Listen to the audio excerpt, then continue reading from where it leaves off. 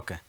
Right. ఇక్కడ ఒక ప్రధానంగా చూసుకోవాల్సింటే ఇంకొక మంచి అంశమో అది వైసీపీకి అయితే మంచి అంశమే. మండలిలో మాత్రం వైసీపీ చాలా గట్టిగా కొట్లాడుతుంది. ప్రజలకి రావాల్సినటువంటి స్కీములకు సంబంధించి కావచ్చు, గత ప్రభుత్వంలో ఈ ప్రభుత్వానికి సంబంధించిన వ్యత్యాసాల మీద గట్టిగా మాట్లాడుతుంది. అయితే ఇక్కడ జగన్మోహన్ రెడ్డి గారు గతంలో అధికారంలోకి వచ్చిన సమయంలో కొన్ని కీలక వ్యాఖ్యలు చేశారు ఇదే మండలికి సంబంధించి. అసలు మండలి ఎందుకు ఉండాలి, దాన్ని అసలు రద్దు చేస్తే పోద్ది కదా, ఎలాంటి ఇబ్బంది ఉండదు కదా, దానివల్ల ఆ టికెట్ల కోసం ఆ ఎమ్మెల్సీ సీట్ల కోసము కొట్టుకోవడము, నేతల మధ్య విభేదాలు రావడం ఇవన్నీ జరుగుతున్నాయి. అసలు పూర్తిగా ఈ రద్దు చేస్తే ఏ గోళ ఉండదని చెప్పేసి అప్పుడు ఒక బిల్లు కూడా తీసుకొచ్చారు. ఆ తర్వాత వివిధ కారణాల వల్ల అది లేకపోవడం కూడా జరిగింది.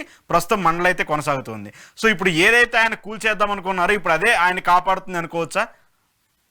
అంటే శాసనసభ మండలికి సంబంధించి జగన్మోహన్ రెడ్డి గారు ఆ రోజు రద్దుకి ఎందుకు పోయాడు? ఆ రోజు శాసనసభలో ఇదే పరిస్థితి ఉల్టా.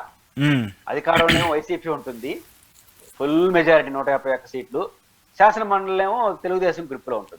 ముఖ్యంగా రాజధానికి 3 రాజధానుల బిల్లుకు సంబంధించినప్పుడు వాళ్ళకున్న శాసన మండలికి ఉన్నటువంటి అవకాశాన్ని ఆసరాగా తీసుకుని, అంటే వాళ్ళు తిరస్కరించే అధికారం వాళ్ళకి లేదు. ఎందుకంటే వాళ్ళకు సజెస్ట్ చేయొచ్చు, వాయిదాలు వేయొచ్చు, చర్చించవచ్చు.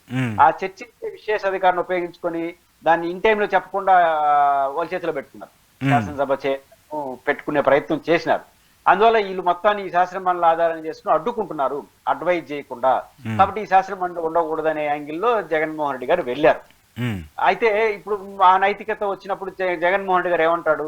మేము ఎక్కడ అట్లా అడ్డుకోలేదు కదా. ఇప్పుడు శాసనసభ చైర్మన్ ఎవరు? వైఎస్ఆర్ కాంగ్రెస్ పార్టీలో నియమించిన వ్యక్తే కదా శాసన మండలి చైర్మన్. ఈ రోజు కూడా శాసన మండలిలో పూర్తి గ్రిప్ ఉంది. మంత్రులంతా పోయి కూర్చున్నారంటే వాళ్ళకి మంత్రులకు ఓటు హక్కు ఉండదు. రేపు శాసనసభ మండలిలో ఓటు చర్చ వచ్చినప్పుడు ముఖ్యమంత్రికి కూడా శాసన మండలిలో ఓటు ఉండదు. శాసన మండలి చర్చ వచ్చినప్పుడు శాసన మండలి సభ్యులు మాత్రమే ఉంటుంది, మంత్రులకి ముఖ్యమంత్రికి ఓటు ఉండదు. పోయి కూర్చోవచ్చు, ఓటు వేయడానికి వీల్లేదు. అట్లాంటి దశ వచ్చినప్పుడు శాసన మండలిలో మేము అట్లా ఉపయోగించుకొని, ఉదాహరణకి ఈ రోజు సోషల్ మీడియాకి సంబంధించిన అంశాలు ఉన్నాయి. వెంటనే బొత్స సత్యనారాయణ అయితే దాన్ని ఒప్పుకోలేదు కదా, అర్జెంట్ మోషన్ కూడా తీసుకోలేదు. అంటే మేము అడ్డుకునే ప్రయత్నం చేయలేదు, మా నిరసన తెలియజేస్తున్నాం, మేము చెప్పదలుచుకుని చెప్తున్నాం తప్ప మీరాగా అడ్డుకునే ప్రయత్నం చేయలేదు. కాబట్టి ఆ నైతికత మాకుంది అంటాడు. ఇది ఫస్ట్ పాయింట్. ఇప్పుడు శాసన మండలి కాబట్టి జగన్మోహన్ రెడ్డి గారు ఆ రోజు వద్దన్నారు. ఈ రోజు కావాలంటే తెలుగుదేశం అనలేదు. ఎందుకంటే శాసన మండలి వద్దని చెప్పే పార్టీలో తెలుగుదేశం రామారావు గారు ఉన్నప్పటి నుంచి ఆ చర్చ ఉంది. శాసన మండలి ఉమ్మడి రాష్ట్రంలో రాజశేఖర రెడ్డి గారు ప్రవేశపెట్టినప్పుడు చంద్రబాబు గారు వద్దన్నాడు. అవసరం లేదు ఆ శాసన మండలికి, దానికి ఏదో అనవసరం ఖర్చు అన్నాడు. డిబేట్ ఉంది ఎవరికి వాళ్ళు. ఇది పూర్తిగా తమ రాజకీయంగా ఉన్న డిసడ్వాంటేజ్ ఉన్నప్పుడే శాసన మండలి వద్దంటారు, కావాలంటారు.